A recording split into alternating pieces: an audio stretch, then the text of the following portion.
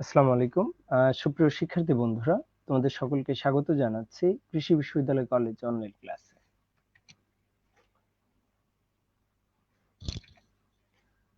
Class উপস্থাপনায় আছে আমি সানাউল্লাহ সনি, প্রভাষক বাংলা বিভাগ, কৃষি বিশ্ববিদ্যালয় কলেজ, ময়মনসিংহ। আজকের বিষয় হিসাবে আমরা বেছে নিয়েছি বিভূতিভূষণ বন্দ্যোপাধ্যায়ের আহ্বান গল্পটিকে।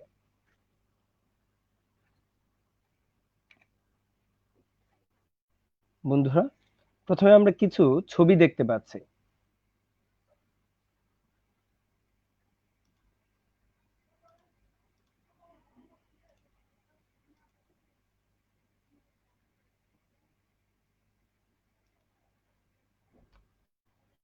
কিছু ছবি দেখতে পাচ্ছি এবং সেই ছবিগুলো আমাদেরকে কি করছে, দেখো গ্রামীণ বাঙালি জীবন এবং সেই গ্রামীণ বাঙালি জীবনের কিছু প্রতিচিত্র এখানে তুলে ধরেছে। ছবিগুলো আমাদেরকে গ্রামে যাওয়ার জন্য আহ্বান করছে। বন্ধুরা, প্রথমেই জেনে নিই আহ্বান গল্পের স্রষ্টা বিভূতিভূষণ বন্দ্যোপাধ্যায় সম্পর্কে। বিভূতিভূষণ বন্দ্যোপাধ্যায়ের জন্ম 1894 সালের 12ই সেপ্টেম্বর, মৃত্যু 1950 সালের 1 সেপ্টেম্বর। বন্ধুরা, একটু মনে রেখো, বিভূতিভূষণ বন্দ্যোপাধ্যায়ের জন্ম 1894 সালে 12ই সেপ্টেম্বর পশ্চিমবঙ্গের 24 পরগনা জেলার মুরাতিপুর গ্রামে, আর মৃত্যুবরণ করেন 1950 সালের 1 সেপ্টেম্বর ঘাটশালায়। পেশায় তিনি ছিলেন স্কুল শিক্ষক এবং সাহিত্য সাধনা করতেন তিনি। এবং বিভূতিভূষণ বন্দ্যোপাধ্যায়ের উল্লেখযোগ্য উপন্যাসের মধ্যে রয়েছে পথের পাঁচালী, অপরাজিত, আরণ্যক, ইচ্ছামতি ইত্যাদি। গল্পগ্রন্থ মেঘমালার মৌরিফুল, যাত্রাবদল ইত্যাদি। বন্ধুরা, তোমরা একটু অবশ্যই নোট করে নাও। বিভূতিভূষণ বন্দ্যোপাধ্যায়ের দুইটি উপন্যাসকে বলা হয় সবচেয়ে বেশি সমাদৃত হয়েছে, দুটি উপন্যাস। সেই দুটি উপন্যাসের কারণে বিভূতিভূষণকে সবাই একজন সাহিত্যিক বিভূতিভূষণ হিসেবে চিনতে পেরে, এটা সাহিত্য সমালোচকেরা বলে থাকেন। দুটি উপন্যাসের নাম লিখে নাও। একটি হচ্ছে পথের পাঁচালী, একটি হচ্ছে অপরাজিত। এই দুটি উপন্যাসকে বলা হয় বিভূতিভূষণ বন্দ্যোপাধ্যায়ের সবচেয়ে বেশি সমাদৃত রচনা। অন্যান্য উপন্যাস ছাড়াও তিনি গল্প সংকলন, কিশোর কাহিনী, ভ্রমণ কাহিনী এবং দিনলিপি রচনা করেছেন এবং পুরস্কার পেয়েছেন তিনি রবীন্দ্র পুরস্কার, যেটি তিনি মরণোত্তর পেয়েছেন, অর্থাৎ তার মৃত্যুর পরে এই পুরস্কারটি তাকে প্রদান করা হয়। আহ্বান গল্পের উপজীব্য বিষয় আমরা এখানে মূলত 4টি পয়েন্ট হিসাবে আহ্বান গল্পের উপজীব্য বিষয়গুলোকে তুলে ধরেছি। স্নেহ ও ভালোবাসার সম্পর্ক, এক পেশে ভালোবাসা, মাতৃত্বের ভালোবাসা, স্বাচ্ছন্দ্য ও দারিদ্রতা রয়েছে এই গল্পের উপজীব্য বিষয় হিসেবে আমরা দেখতে পাই। কর্মব্যস্ত জীবন, সাম্প্রদায়িক সম্প্রীতি। বন্ধু, আমরা মূল গল্পে প্রবেশ করবার পূর্বে প্রথমে বলে নিই, এই গল্পটি মূলত জমির করাতি স্ত্রীকে কেন্দ্র করে আবর্তিত হয়েছে।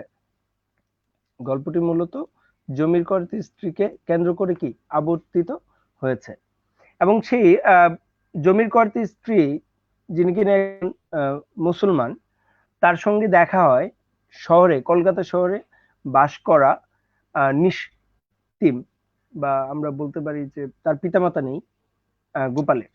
এবং সেই গোপালের সঙ্গে, একজন গোপাল যেহেতু হিন্দু, এবং সেই গোপালের সঙ্গে একজন জমির কর্ত্রী স্ত্রীর যে মাতৃসুলভ সম্পর্ক, সেটি আসলে আহ্বান গল্পে তুলে ধরা হয়েছে। আমরা মূল গল্পে যাব। আহ্বান গল্পের পুরো গল্পটাকে আমরা খুব ছোট ছোট খণ্ড আকারে এখানে তুলে ধরবো। আহ্বান গল্পের যেহেতু এটি একটি উদার মানবিক সম্পর্কের গল্প, এই গল্পে একজন গোপাল, যিনি কলকাতা শহরে বসবাস করেন, সেখানে তার জীবিকা উপার্জন করেন, সেই গোপাল একদিন গ্রামে আসে তার পৈতৃক বাড়ি দেখার জন্য, এবং সে বাড়ি দেখার পথে বাড়ি দেখতে এসে তার সঙ্গে দেখা হয় জমির কর্ত্রী স্ত্রীর সঙ্গে। বড় আমবাগানের মধ্য দিয়ে বাজারের দিকে যাচ্ছে, আম গাছের ছায়ায় একটি বৃদ্ধার চেহারা, ডান হাতে নড়ি ঠক ঠক করতে করতে বোধ হয় বাজারের দিকে চলেছে। অর্থাৎ সেই বুড়ির সঙ্গে, একজন জমির কর্ত্রী স্ত্রীর সঙ্গে একজন গোপালের যে দেখা হওয়ার বিষয়টি, সেটি এখানে কি তুলে ধরা হয়েছে। এবং দেখা হওয়ার পরে জমির কর্ত্রী স্ত্রী গোপালকে উদ্দেশ্য করে বলে, কে বাবা তুমি, চিনলাম না তো। এবং তখন গোপাল তার পরিচয় দেয় এবং এর মধ্য দিয়ে তাদের দুজনের এই ক্ষণিকের দেখার মধ্য দিয়ে একটি মাতৃসুলভ সম্পর্ক গড়ে ওঠে, মা এবং সন্তানের যে সম্পর্ক সেটি গড়ে ওঠে। যার কারণে দেখা যায় কিছুদিন পর পর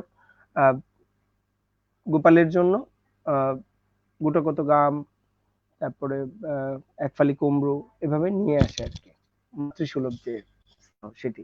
ময়লা ছেঁড়া কাপড়ের প্রান্ত থেকে গোটাকত গাম খুলে আমার সামনে মাটিতে রেখে বলল, আমার কি করোনা ছেড়ে বাবা। এটা হচ্ছে যখন গোপালের সঙ্গে দেখা করতে যায়, অনেকবারই দেখা করতে যায় এবং তার মধ্যে এটি। এবং একবার যখন গ্রামে আসে, মূলত বন্ধুরা তোমরা নোট করে নাও, গোপাল মূলত এই গল্পে 4 বার গ্রামে আসে। প্রথমবার কিসের ছুটিতে আসে সেটা বলা হয়নি, দ্বিতীয়বার আসে জ্যৈষ্ঠ মাসে, এবং তৃতীয়বার জ্যৈষ্ঠ মাসে 6 মাস পরে আসে আশ্বিন মাসে, এবং তার 1.5 বছর পরে আসে শরতের ছুটিতে। তো সেই যখন গোপাল আসে তখন তাকে বুড়ি উদ্দেশ্য করে বলে যে বুড়ির সঙ্গে যেন গোপাল একটু যায় এবং তার বাড়িটা দেখে আসে। মূলত এখানে গোপালের সঙ্গে যে মাতৃসুলভ সম্পর্ক গড়ে ওঠে সেটি আসলে আমরা দেখতে পাচ্ছি। গোপাল যখন যায় তৃতীয়বার, তখন তৃতীয়বার যখন ছুটিতে আসে তখন সেই গোপাল বাড়িতে যাওয়ার পরে গোপালকে ওই খেজুরের চাটখানা পেতে দেয়, অর্থাৎ গোপাল যেন বসে আর কি। এবং সেই তৃতীয়বার যখন যায় গোপাল, তখন বুড়ির দু চোখ বেয়ে জল বেয়ে পড়ছে গড়িয়ে, কারণ হচ্ছে কি বুড়ির সঙ্গে জমির করাতে স্ত্রীর কথা গোপাল গিয়ে কি ভুলে গিয়েছিল শহরে গিয়ে। আমি বললো, গোপাল যদি মরি আমার কাফনের কাপড় তুই কিনে দিস। মূলত এখানে জমির করাতে স্ত্রী বলছে কি তার মৃত্যুর সময় যেন কাফনের কাপড় কিনে দেয়। যারা গল্পটা পড়েছো বা জানো যে গল্পের মধ্যে আমরা দেখতে পাই কি একজন জমির করাতে স্ত্রী, যিনি কিনা নিঃসন্তান, তার কিন্তু কেউ নেই। এবং যেহেতু গ্রামাঞ্চলে আসলে মহিলার পরিচয় তো হয় দুই ভাবে, একটা হচ্ছে তার স্বামীর নামের মধ্য দিয়ে, আরেকটা হচ্ছে সন্তানের নামের মধ্য দিয়ে।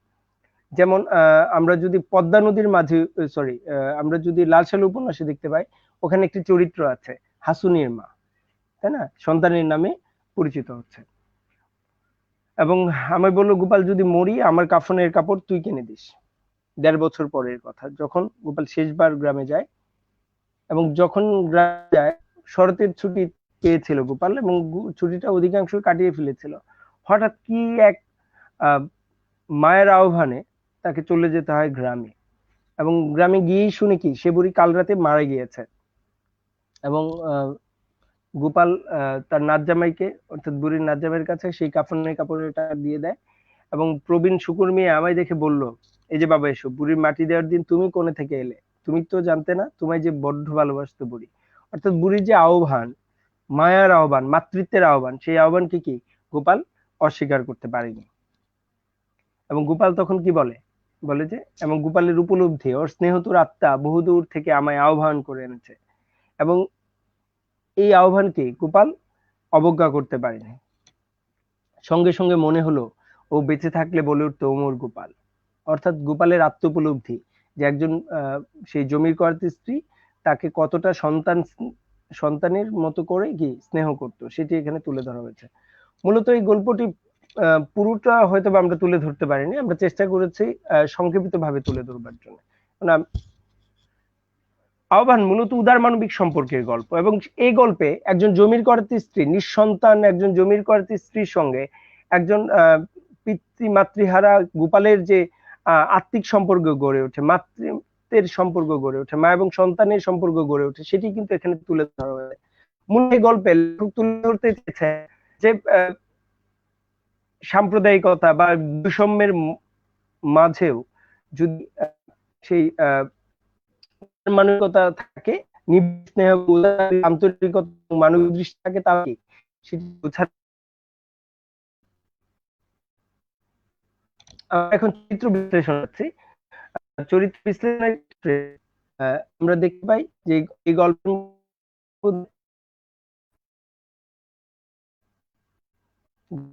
সংখ্যা সর্বমোট 15 পায়, এবং এখানে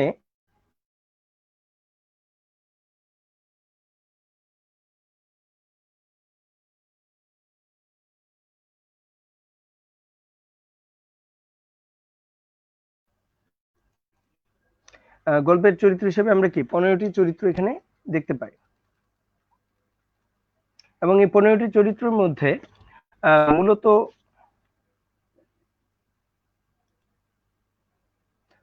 15টি চরিত্রের মধ্যে স্ত্রী চরিত্র হিসেবে আমরা পাই মোট 4টি। বন্ধুরা তোমরা অবশ্যই নোট করে নাও, গল্পের চরিত্রের সংখ্যা সর্বমোট 15টি এবং স্ত্রী চরিত্রের সংখ্যা হচ্ছে মোট 4টি। সংলাপ মোট 8টি চরিত্রের, সংলাপে মোট 8টি চরিত্রের। সংলাপ আছে কোন কোন চরিত্রের তোমরা একটু লিখে নাও। গল্পকথক বা গোপালের, চক্রবর্তী মশাইয়ের, খুড়ো মশাই, বুড়ি, নাচ জামাই, হাজরা বেটার বউ, প্রবীণ মুকুর মিয়া এবং দিগম্বরীর।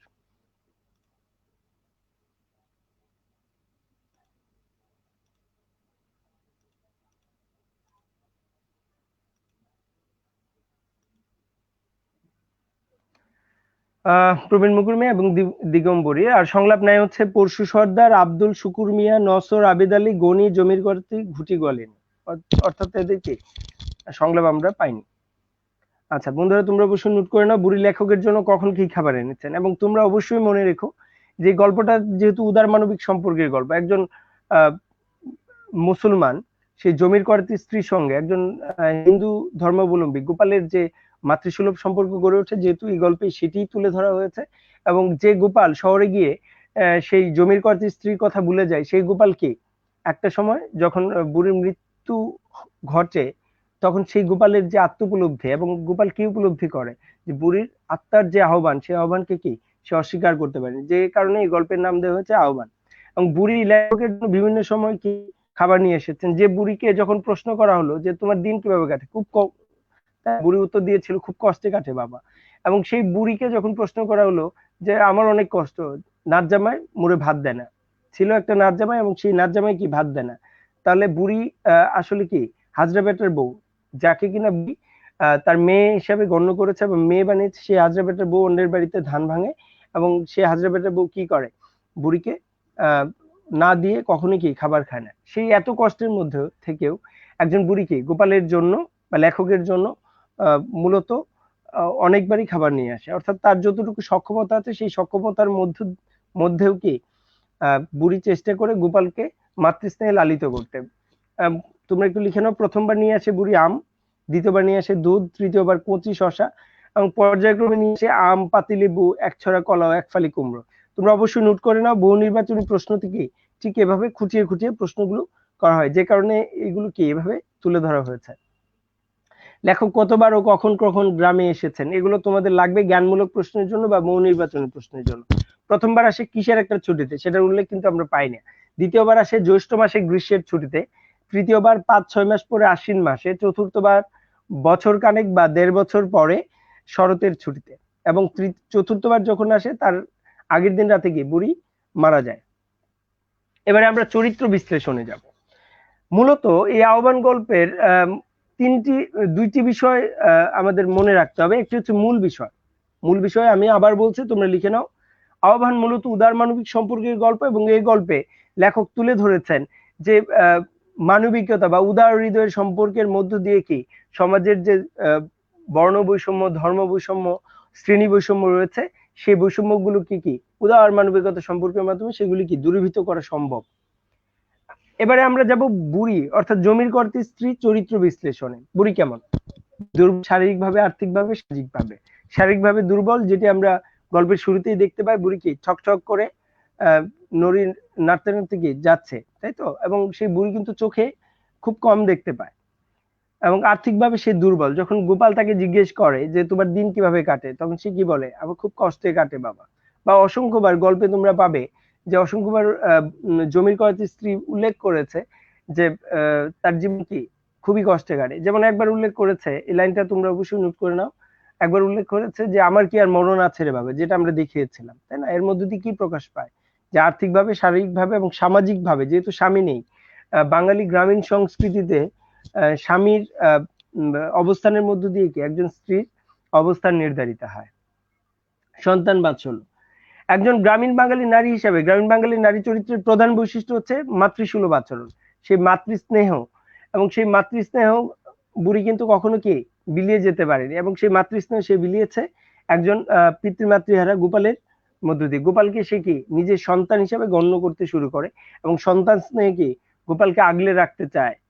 আত্মীয় পরিজনহীন, তার কি আত্মীয় স্বজন কেউ নাই, আত্মীয় পরিজনহীন, কারণ তার স্বামী মারা গেছে এবং আত্মীয় স্বজনের মধ্যে একমাত্র আছে কি গোপাল একমাত্র আছে তার দূর সম্পর্ক নাত জামাই রয়েছে, এবং সেই নাত জামাই কি তাকে ভাত দেয় না, স্নেহপরায়ণ, যেটি আমরা দেখতে পাই। তার এই স্নেহপরায়ণ মনোভাবের জন্যই গোপালের সঙ্গে তার কি একটি আত্মিক সম্পর্ক গড়ে ওঠে, মাতৃত্বের সম্পর্ক গড়ে ওঠে, আন্তরিক।